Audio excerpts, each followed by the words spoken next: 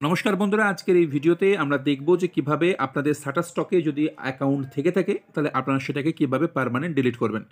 তো permanent delete করবার জন্য 2025-এ যে স্টেপগুলো আপনারা ফলো করবেন সেগুলো একটু স্টেপ বাই স্টেপ আপনারা দেখে নেবেন। তবে এখনও পর্যন্ত যারা টেকনিক্যাল অফিসের চ্যানেলটিকে আপনারা ফলো করেননি, অবশ্যই কিন্তু টেকনিক্যাল চ্যানেল অফিসটিকে আপনারা ফলো করুন এবং চ্যানেলটিকে সাবস্ক্রাইব করে অবশ্যই কিন্তু আপনাদের বন্ধুদের সাথে শেয়ার করুন। তো প্রথমে আপনার শাটারস্টক লগ ইন করে আপনাদের মাই প্রোফাইলে গিয়ে অ্যাকাউন্ট যে ডিটেলস অপশন দেওয়া রয়েছে জাস্ট এর উপরে একটি ক্লিক করবেন।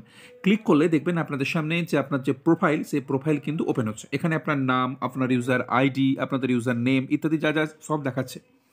একদম নিচের দিকে চলে আসবেন। দেখুন নিচের দিকে চলে আসবার পরে এখানে দেখবেন একটু নিচের দিকে আসবেন, এখানে একটু দেখুন আসবেন, এখানে দেখুন ডিলিট মাই অ্যাকাউন্ট বলে একটি অপশন দেখাচ্ছে। জাস্ট ডিলিট মাই অ্যাকাউন্টে কিন্তু আপনারা ক্লিক করবেন।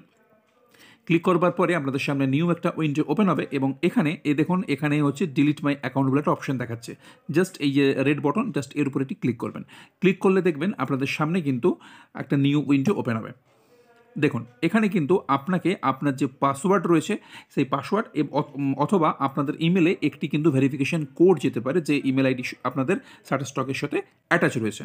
তো সেই ওটিপিটা আপনারা পুট করবেন এবং দেখুন পুট করবার পরে your account has been deleted.